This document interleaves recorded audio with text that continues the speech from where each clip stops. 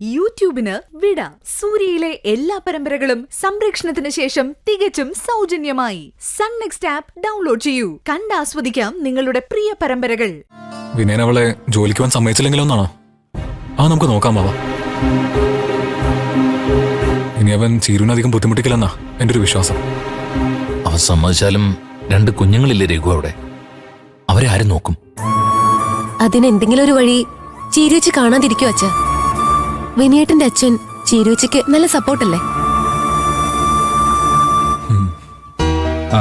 അതെ അച്ഛ, സഹായത്തിനൊരു സ്ത്രീയെ നിർത്തിയ കുഞ്ഞുങ്ങളുടെ കാര്യമൊക്കെ ഭംഗിയായിട്ട് നടന്നോളും.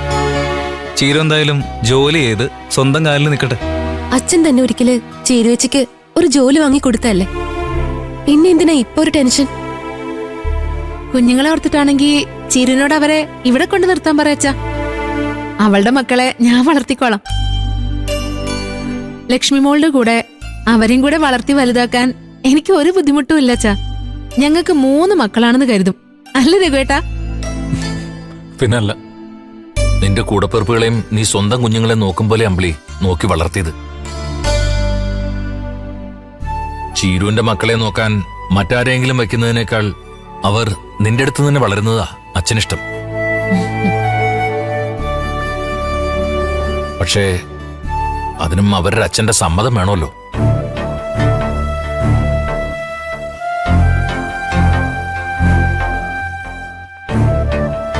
എന്തായാലും ചീരു നാളെ ജോലിയിൽ ജോയിൻ ചെയ്യട്ടെ, ബാക്കിയൊക്കെ പിന്നെ നോക്കാം.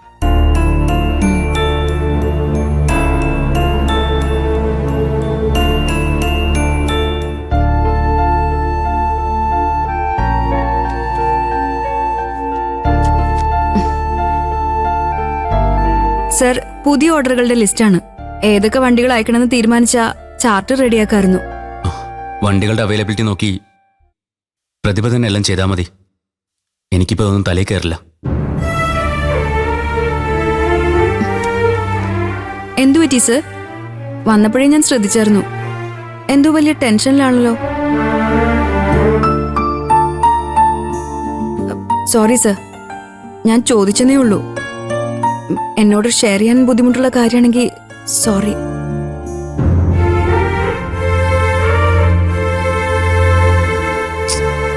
പ്രതിഭ അറിയാൻ പാടില്ലാത്ത കാര്യമൊന്നുമല്ല. എന്റെ വീടിനെ കുറിച്ച് തനിക്ക് അറിയാലോ. പ്രശ്നങ്ങൾ അവസാനിക്കത്തിടോ അത്. എല്ലാ കുടുംബങ്ങളിലും ഉണ്ടാവും സർ ഓരോ പ്രശ്നങ്ങൾ. അതൊക്കെ ഇങ്ങനെ മനസ്സിൽ കൊണ്ടു നടക്കുന്ന എന്തിനാ? വീട്ടിലെ കാര്യങ്ങൾ വീട്ടിൽ വെച്ചിട്ട് വന്നില്ലെങ്കിൽ ഓഫീസിലെ കാര്യങ്ങൾ മൊത്തം അവതാളത്തിലാവും.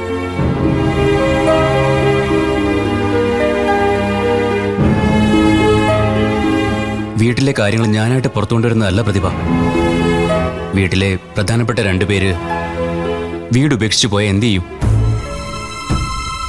വീട് ഉപേക്ഷിച്ചു പോയെന്നോ? ആര്? അമ്മയും സോനയും. എന്തു പറ്റി സർ? അവരിങ്ങനൊരു കടുത്ത തീരുമാനം എടുക്കാൻ എന്താ പറ്റിയത്? കാരണം പലതുമുണ്ട്. കുറച്ച് ദിവസങ്ങളായിട്ട് അമ്മയുടെ സോനയുടെ ഉള്ളില് ഇങ്ങനൊരു പ്രതിഷേധം പുകയുന്നുണ്ടായിരുന്നു എന്ന് വേണം കരുതാൻ.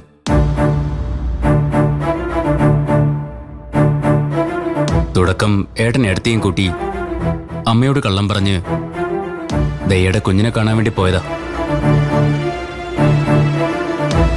സത്യത്തില് അന്ന് ഞാൻ അമ്മയോടൊപ്പം നിന്ന് ഏട്ടനെ കുറ്റപ്പെടുത്തിയത് പോലും അമ്മ ഇതുപോലൊരു കടുത്ത തീരുമാനം എടുക്കരുതെന്ന് കരുതിയ.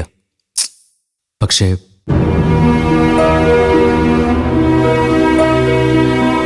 ഞാൻ ചിലങ്കയ്ക്ക് വേണ്ടി ഒരു ജോലി ശരിയാക്കാൻ പോവാന്ന് കേട്ടപ്പോ അമ്മയും സോനയും എനിക്കെതിരെ തിരിഞ്ഞു. 2 ആൺമക്കളും തന്റെ നിയന്ത്രണത്തിൽ നിന്ന് വിട്ടുപോയെന്നുള്ള തോന്നലും പ്രതിഷേധമൊക്കെ ആവാം ഇപ്പോ ഇങ്ങനൊരു തീരുമാനം എടുക്കാൻ കാരണം.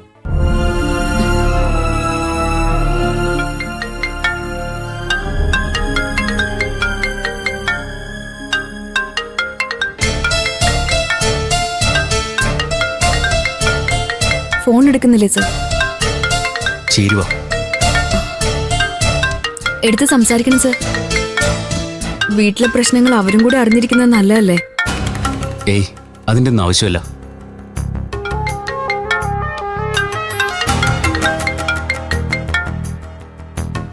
ഹലോ.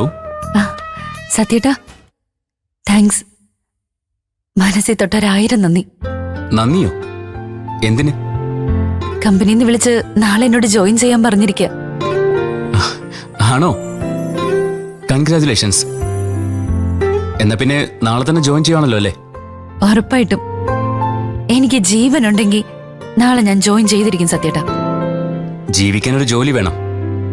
ജോലിക്ക് വേണ്ടി ജീവനും ജീവിതവും കളയാതെ നോക്കണം. അതെനിക്കറിയാം സത്യേട്ടാ. ഇപ്പൊ ഞാൻ എടുക്കുന്ന ഈ തീരുമാനം എനിക്ക് വേണ്ടിയല്ല, എന്റെ മക്കൾക്ക് വേണ്ടിയാ. അതിന്റെ നന്ദി നാളെ മക്കൾക്ക് സത്യേട്ടനോടുണ്ടാവും. ഒന്നും തിരിച്ചു പ്രതീക്ഷിച്ചിട്ടല്ല ചിരു. നിന്റെ ജീവിതം നന്നായി പോകുന്നത് കണ്ടാ മതി. എന്നാ ഞാൻ വയ്ക്കട്ടെ, ഓഫീസിലാണ്, കുറച്ച് കസ്റ്റമേഴ്സ് ഉണ്ട്. ശരി സത്യേട്ടാ.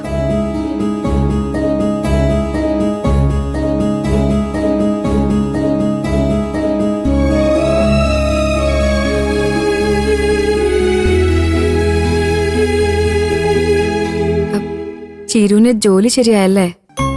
അതെ, നാളെ ജോയിൻ ചെയ്യണം. ഇതോടെ സാറിന്റെ ഉത്തരവാദിത്തം കഴിഞ്ഞല്ലോ. ഇനി അങ്ങോട്ടും ഇങ്ങോട്ടുള്ള വിളിയൊന്നും വേണ്ട.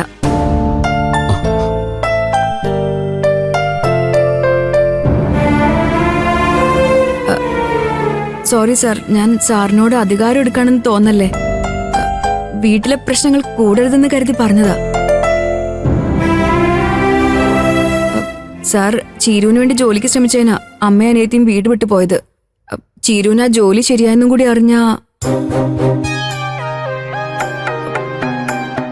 അക്കാര്യം അവര് അറിയാതിരിക്കുന്നതല്ലേ സാർ നല്ലത്. മറച്ചു വെക്കേണ്ട കാര്യമൊന്നുമില്ല. അവര് അറിയാതിരിക്കാനും പോകുന്നില്ല. അതിനുള്ള അവരുടെ പ്രതിഷേധം അവർ രേഖപ്പെടുത്തി കഴിഞ്ഞില്ലേ? ഇനി പോയാലെന്താ? അല്ല സാർ പോവാണോ? ആ അതെ.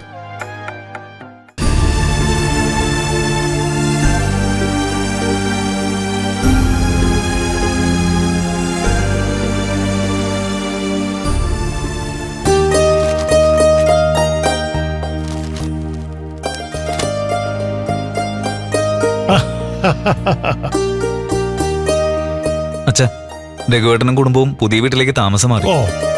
അപ്പോ കുഞ്ഞിന്റെ നൂലുകെട്ടും അവിടെ വെച്ചായിരിക്കും നടത്തുക.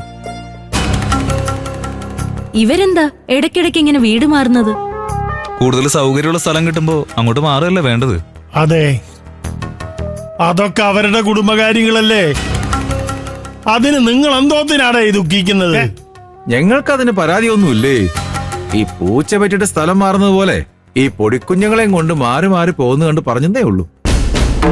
ഓരോരുത്തർക്കും അവരവരുടെ സാഹചര്യങ്ങൾക്കനുസരിച്ച് പ്രവർത്തിക്കേണ്ടി വരും. അതെ ശബരി, പക്ഷെ നമ്മുടെ നൂലുകെട്ട് പറഞ്ഞവരോട് ഇനി മാറ്റി പറയേണ്ടി വരില്ലേ? അതിന് നമ്മൾ കുറച്ച് ആളുകളോടല്ലേ പറഞ്ഞിട്ടുള്ളൂ. പിന്നെ എല്ലാവരും ഇങ്ങോട്ട് വന്നിട്ടല്ലേ നമ്മൾ അങ്ങോട്ട് പോകുന്നത്. എല്ലാ കാര്യത്തിലും കുറ്റം കാണാൻ മാത്രം ശ്രമിക്കുന്നവർക്ക് ഇങ്ങനെ പലതും കാണും. ഓ, നീ ഇനി അതി പിടിച്ചു കയറണ്ട.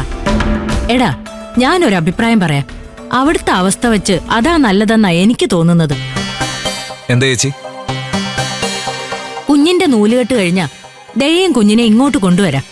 അതാകുമ്പോ ഞങ്ങളുടെ ഇഷ്ടത്തിന് കുഞ്ഞിനെ കൊഞ്ചിക്കുകയും ലാളിക്കുകയും ഒക്കെ ചെയ്യാലോ. അത് ചേച്ചി പറഞ്ഞ നല്ല കാര്യോ. അവിടെ അമ്പിളിക്ക് ആ കൊച്ചു കുഞ്ഞിനെയും കൊണ്ട് ദയയും കുഞ്ഞിനെ നോക്കാൻ ബുദ്ധിമുട്ടായിരിക്കും. ഇവിടെ ആകുമ്പോ ഞാനും ചേച്ചിക്കൊണ്ടല്ലോ. അല്ല, അത് മാത്രമല്ല, പണ്ട് ഇവിടെ വന്നു നിന്നപ്പോ നമ്മൾ കണ്ടതല്ലേ, ദയ അമ്പിളി തമ്മില് അത്ര ചേർച്ചയൊന്നും ഇല്ലായിരുന്നു. ഇനിയിപ്പോ എന്തെങ്കിലും പ്രശ്നങ്ങൾ ഉണ്ടാവുന്നുണ്ടോ എന്ന് ആർക്കറിയാം.